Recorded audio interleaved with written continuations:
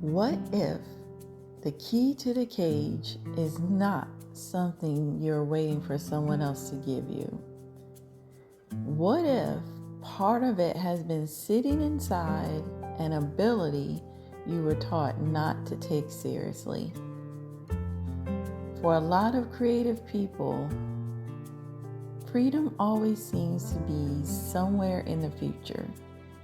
It is attached to another employer, a promotion, a financial break, the right connection, or the hope that someone will finally notice what they can do. And meanwhile, the gift they have carried for years gets treated like an extra. It may be enjoyable. It may feel like one of the most natural parts of who they are. But because it did not make money quickly, it gets placed behind everything considered more responsible. I want you to look at that a little differently. Your creativity may be one of the keys that can open a different future.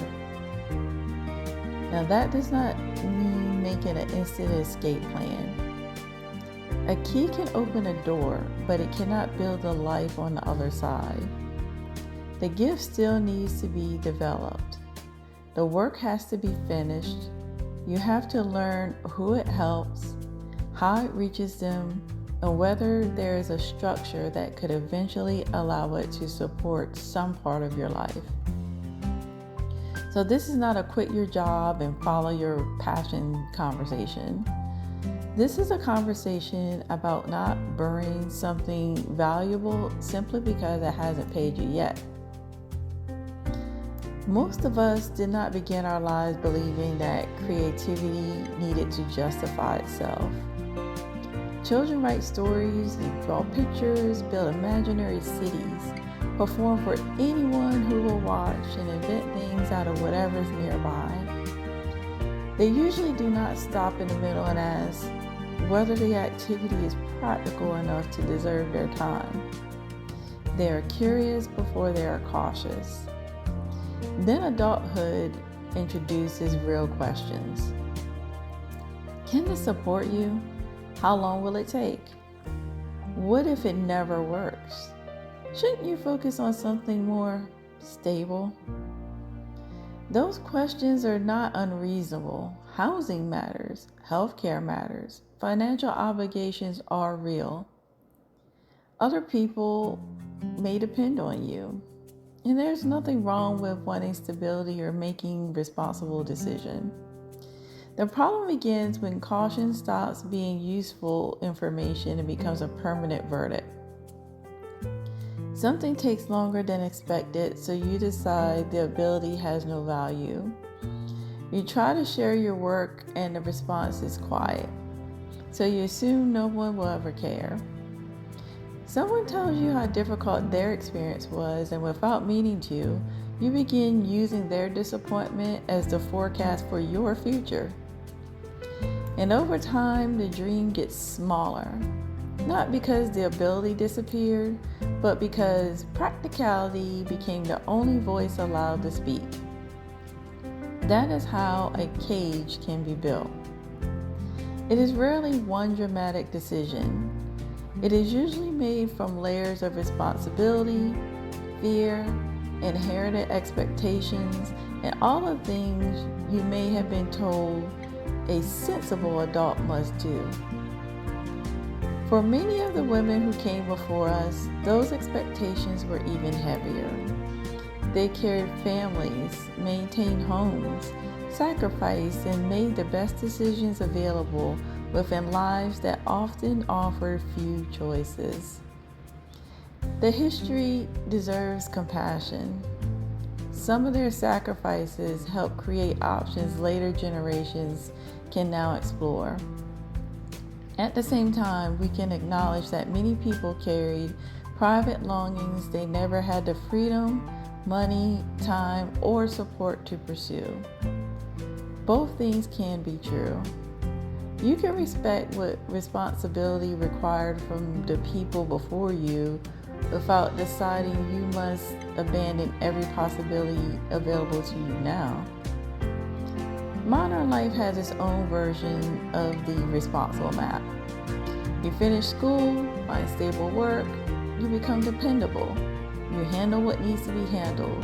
You keep telling yourself that you will return to the creative part later when life is calmer. But later keeps moving. Sometimes an opportunity appears and you don't take it. Maybe the timing is really wrong. Maybe the money isn't there. Maybe you don't have enough information, confidence, or support to know whether the opportunity is even right for you. Not every door you decline was a mistake.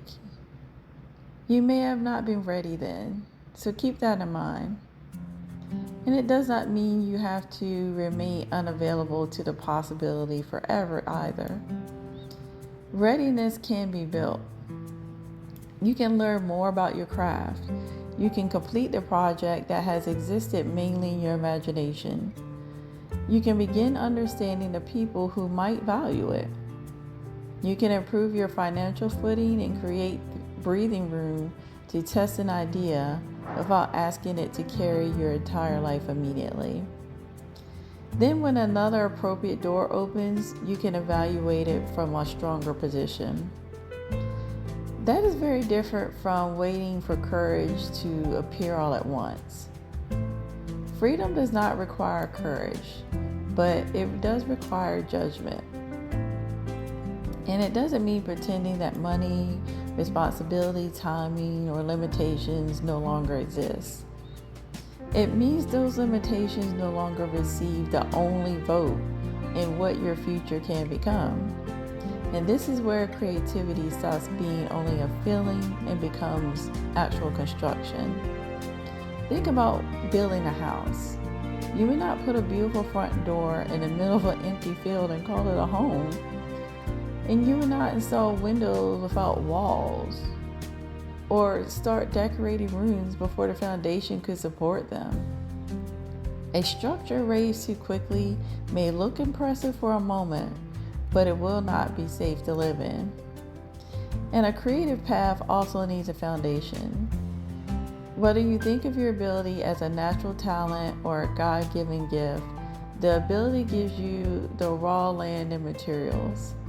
So practice and education will help create this foundation. Finished projects begin forming the structure. An audience and a way to reach people create the roads and doors. A clear offer or source of revenue can make the structure functional. Consistency and adaptation help keep it standing.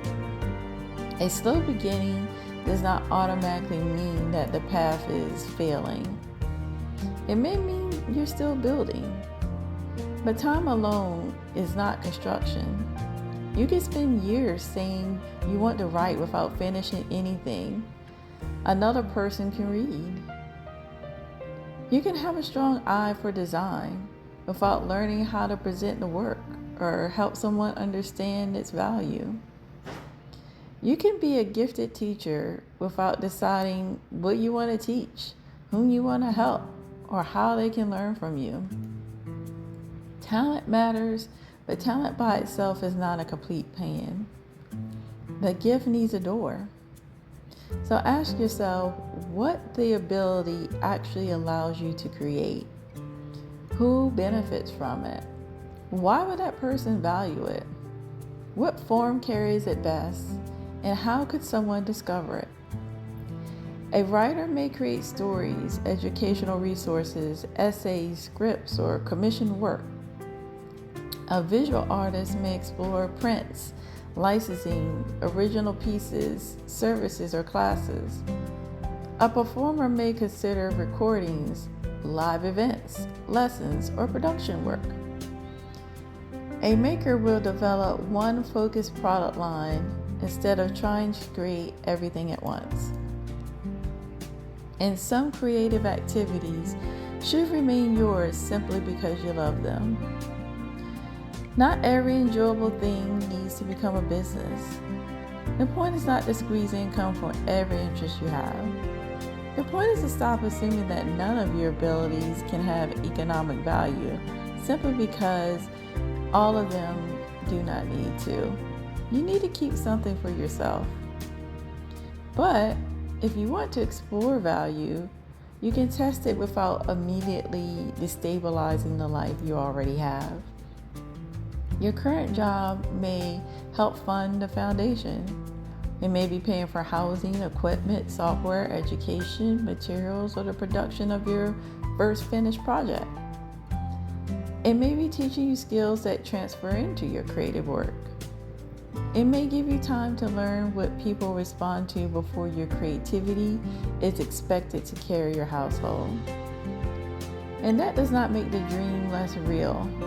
It may be a runway. There's a difference between using stability to support the foundation and allowing stability to become the reason you never build anything. You do not have to make a dramatic financial decision to prove that you believe in your gift. You can begin by taking the gift seriously.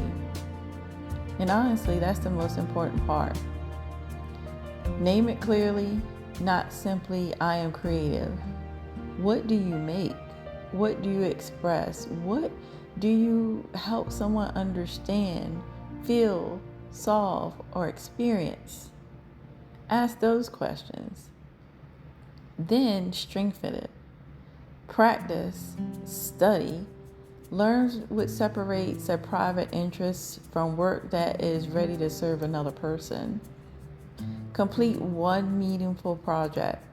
Not finish, 10 drafts and have 10 unfinished ideas. Just one thing you can point to and say, this is what I make. Create one way for that work to reach people, and then pay attention to the response. Response can include interest, repeat requests, referrals, sales, invitations, useful feedback, or signs that the original idea needs to change. The information is not a judgment of your worth. It is evidence you can use to decide what to strengthen, simplify, reposition, or release. Finally, decide what freedom means to you. It may eventually mean leaving your employment. It may mean additional income, fewer hours, or more flexibility. But in the end, you'll have ownership of something you created, or the ability to make choices from a stronger position. It may also mean reclaiming a part of yourself that has been waiting behind responsibility for far too long. Your definition matters because you cannot build toward a freedom you have never described.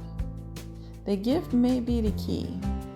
The skill, finished work, audience, and structure help create the path.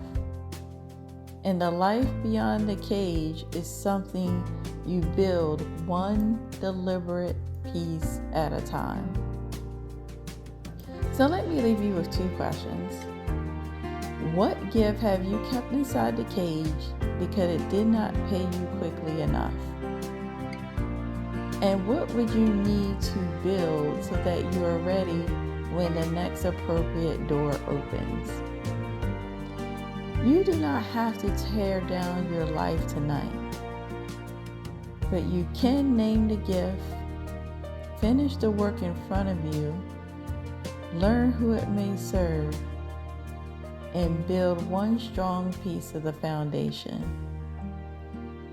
You can stop burying the part of yourself that may help you create a wider, brighter, and more satisfying future. If reflecting on inherited expectations, hitting parts of yourself or dreams you may be ready to reclaim, Silhouettes in the Garden, Uncovering Who You Were Meant to Be, is a poetic companion for that process. The collection includes Caged and Free and Boundless, which explore confinement, possibility, and choosing what may still be available to you. You can find the book through the link in the description. If this conversation resonated with you, tell me in the comments, what gift are you ready to take more seriously? For me, I have taken 2 gifts seriously within 2 years. One is my writing and one is my teaching. Tell me down below which you are going to start taking more seriously. Please like the video and subscribe to the Lula Starling Experience for more author notes, conversations about creativity, personal growth, and life beyond the work. Until next time, remember, holding the key matters, but freedom becomes real when you begin building what the key can open.